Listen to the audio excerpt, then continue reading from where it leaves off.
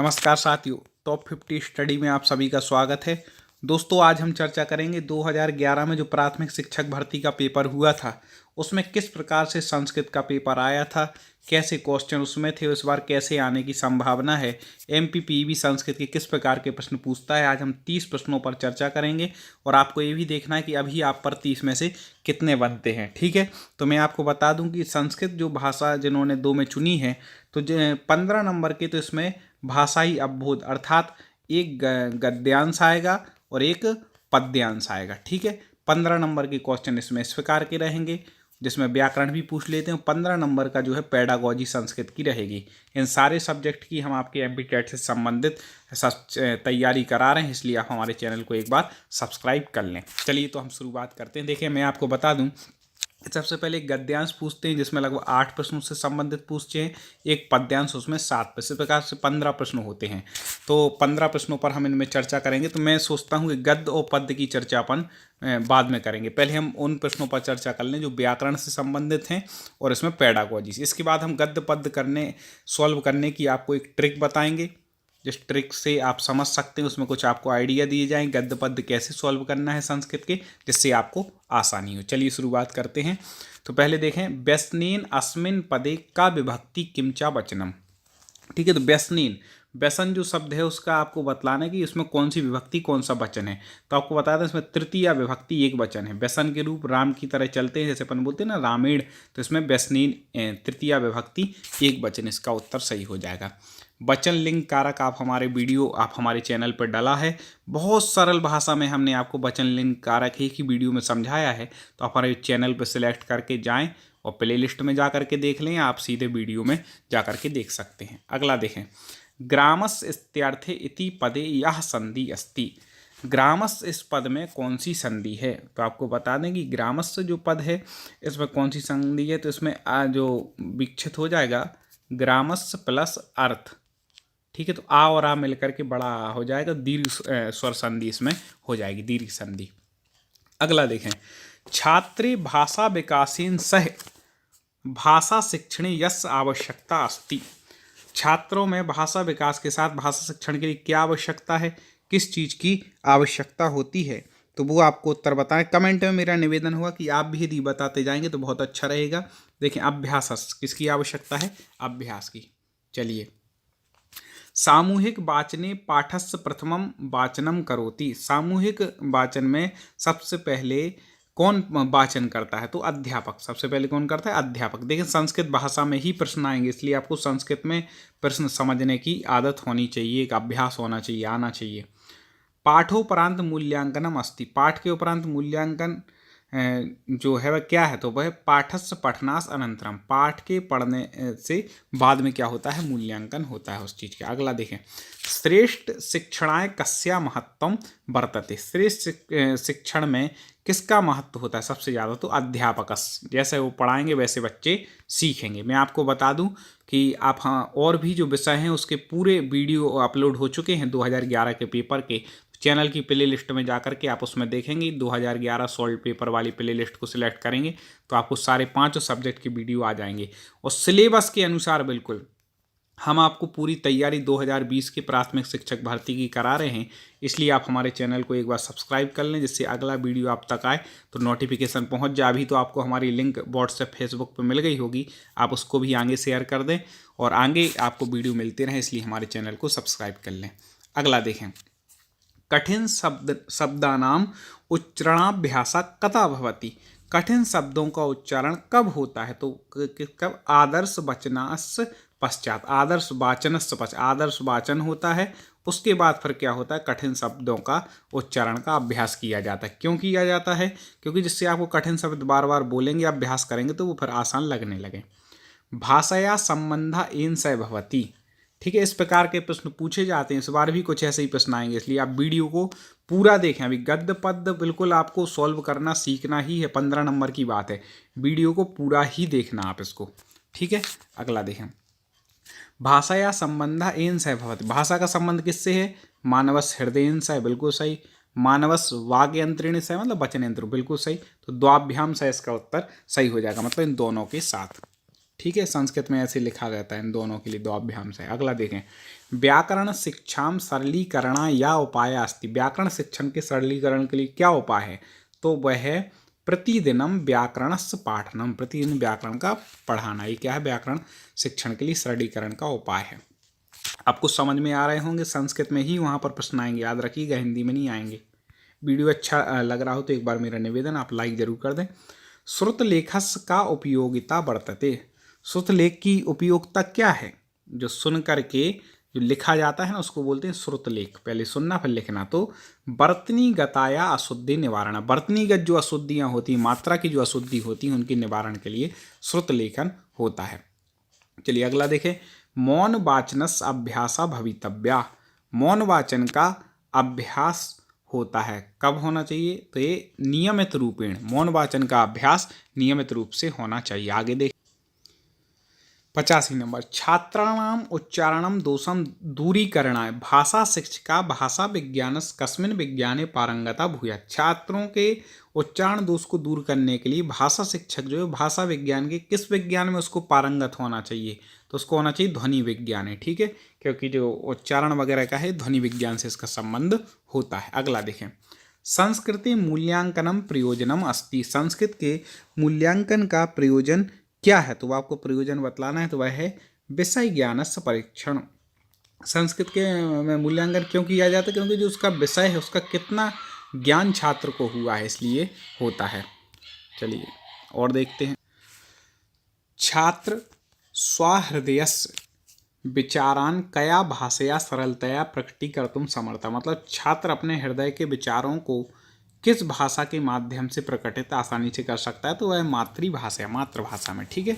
अगला देखें, छात्रः कस्मिन् कार्ये अधिकां रुचिं दर्शयति। छात्रों की किस कार्य में अधिक रुचि दिखती है आपको? तो वह चित्रेषु राग भरणे, चित्रों में रंग भरनों में, चित्रों में रंग भरने में छात्रों की रुचि ज़्यादा रहती है, आप देखते होंगे। अगला देखें, प्राचीन काले गुरु स्वाशिष्यान केन विधिना शिक्षति। इसमें वेरी IMP है, ये बिल्कुल याद ही कर लेना। किस विधि के द्वारा? व्याख्यान विधि की। संस्कृत की जो शिक्षण विधियाँ, एक वीडियो हमारा अपलोड हो चुका है और भी वीडियो हम आप तक पहुँचा रहे हैं, ठीक है। तो आप हमारे चैनल की प्लेलिस्ट में जा करके ये वीडियो देख सकते हैं, चैनल को सिलेक्ट कर सकते हैं और आपको यूट्यूब पर सर्च करना है टॉप 50 स्टडी, STUDY, ये लिखेंगे तो आपको हमारे पूरे वीडियो आपके सामने आ जाएंगे। आप संस्कृत पढ़ रहे हैं तो संस्कृत की वीडियो देखिए, बाल विकास पढ़ रहे हैं तो बाल विकास, पर्यावरण पढ़ रहे हैं तो पर्यावरण, हिंदी पढ़ रहे हैं तो हिंदी, और गणित पढ़ रहे हैं तो गणित। सारे सब्जेक्ट की वीडियो सिलेबस के अनुसार आपको मिलेंगे। इसलिए आप कोई भी टेट एग्जाम की तैयारी कर रहे हैं, हमारे चैनल से जुड़ जाएँ, ठीक है। चलिए अगला देखें, अगला देखें, प्राचीन काले गुरु स्वाशिष्यान केन विधि नाम शिक्षति। इस प्राचीन काल में गुरु कौन से? व्याख्यान विधि नहीं हो गया। श्रेष्ठ मूल्यांकनस्य गुणा अस्ति। श्रेष्ठ मूल्यांकन का गुण क्या है? तो देखो, वस्तुनिष्ठता होनी चाहिए। जो अपन आप अभी जो मूल्यांकन जो आपका हो रहा है ना पेपर, ये भी वस्तुनिष्ठ है, ठीक है। विश्वसनीयता ये भी होना चाहिए, वैधता भी होनी चाहिए। तो उपर्युक्त सर्वा इसका उत्तर बिल्कुल सही हो जाएगा। अब हम चर्चा करते हैं गद्य और पद्य पर, जिसमें से 15 प्रश्नों पर हमें और अभी चर्चा करनी है। अब बिल्कुल आप वीडियो को बिल्कुल निरंतर देखते रहें, जब तक पूरा नहीं होता तब तक आप देखते रहिए गद्य पद्य कैसे हल करते हैं। आपको इसी में उत्तर मिलते हैं, कोई अलग से पढ़ने की ज़रूरत नहीं है। संस्कृत के गद्य पद्य में ही उत्तर छुपे रहते हैं, ठीक है। देखें, उसी के अनुसार उत्तर दिए भी जाए। गद्य के पढ़ने में आपको बताएं, सबसे पहले तो एक बार आप पूरे प्रश्न पढ़ लें कि क्या प्रश्न दिए हैं, पर कम से कम 2 बार गद्यांश को पढ़ें, जो गद्यांश दिया है, ठीक है। मेन बात की गद्यांश के आधार पर ही प्रश्न का उत्तर दें। आप बोलें कि नहीं इसका तो हमें पता है, अपने मन से लगा दे रहे, नहीं। गद्य में उस विषय में क्या बताया है उसके आधार पर ही आपको प्रश्न के उत्तर देना है। और संस्कृत के गद्य बड़े आसान होते हैं, आपको बता दें, सरल होते हैं। वो कैसे, अभी एक गद्य हम आपको लगवाएंगे, उससे पता चल जाएगा। इसके बाद एक पद्य पर चर्चा करेंगे जिसमें पूछा गया था। चलिए देखें, तो 61 से लेकर के 68 तक के प्रश्न आपको गद्य के आधार पर देने हैं।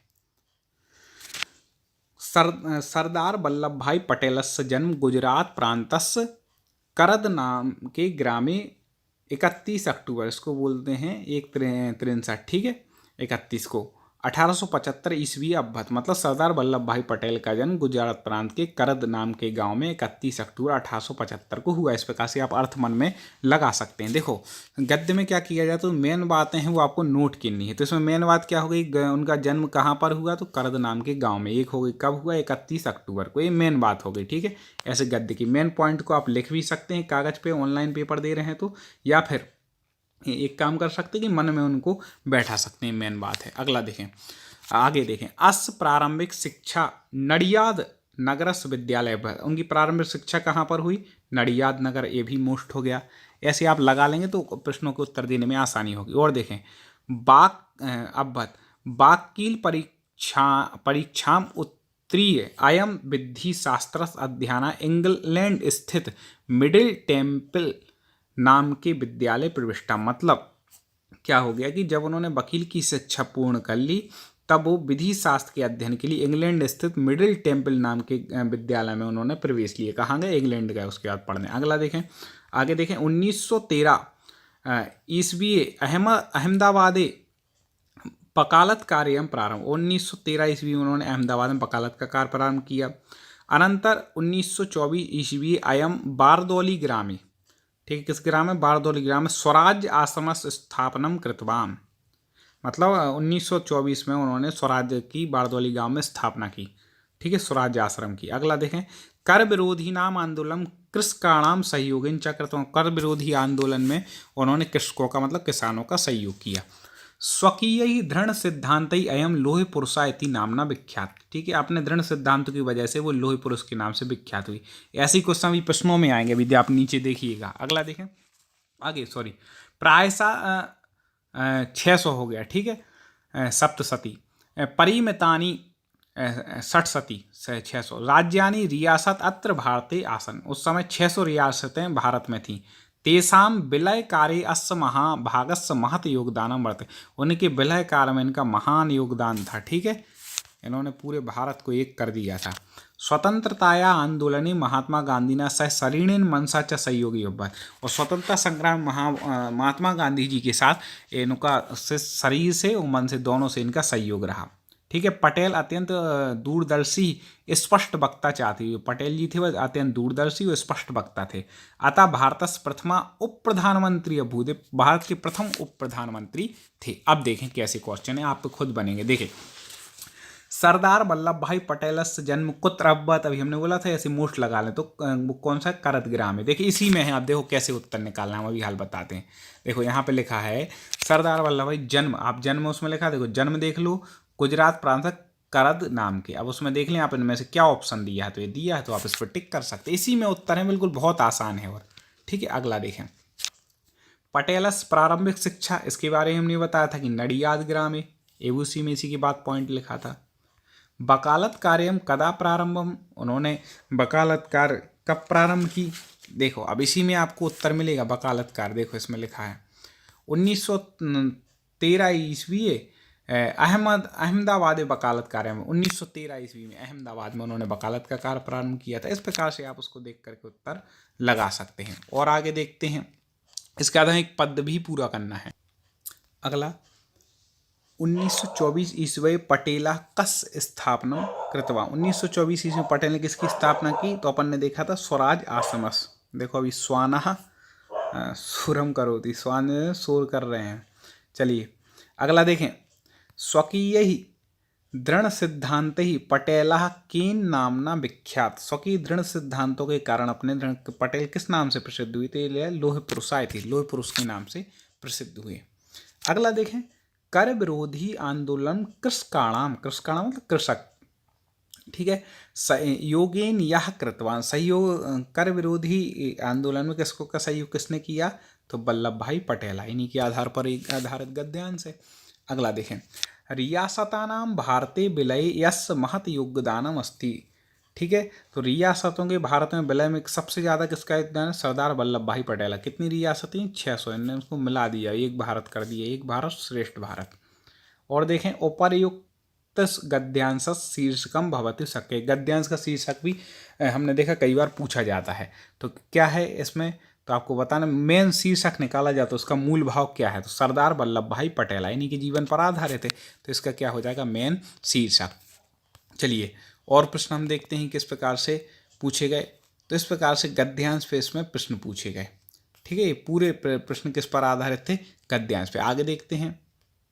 अब देखिए पद्यांश, इसमें 69 से लेकर के 75 तक के जो हैं पद्यों में श्लोकों को पढ़ना है और फिर उत्तर देना है। तो इसमें भी आपको वही अपनाना है कि पहले एक बार पूरे क्या करें, प्रश्नों को पढ़ लें, फिर जो पद्य में अब क्या है अर्थ लगाने में थोड़ी सी आपको कठिनाई होगी, लेकिन हम बता देंगे कि अर्थ कैसे लगाना है, और नहीं बन रहा है अर्थ तो आपको कैसे उत्तर ढूंढना है इसी पद्य में से, वो हम आपको बतलाते हैं ट्रिक। देखिए पहले हम इसको पढ़ते हैं। काव्य शास्त्र विनोदेने कालो गच्छति धीमताम व्यसनेन च मूर्खाणाम निद्रया कलहेन वा।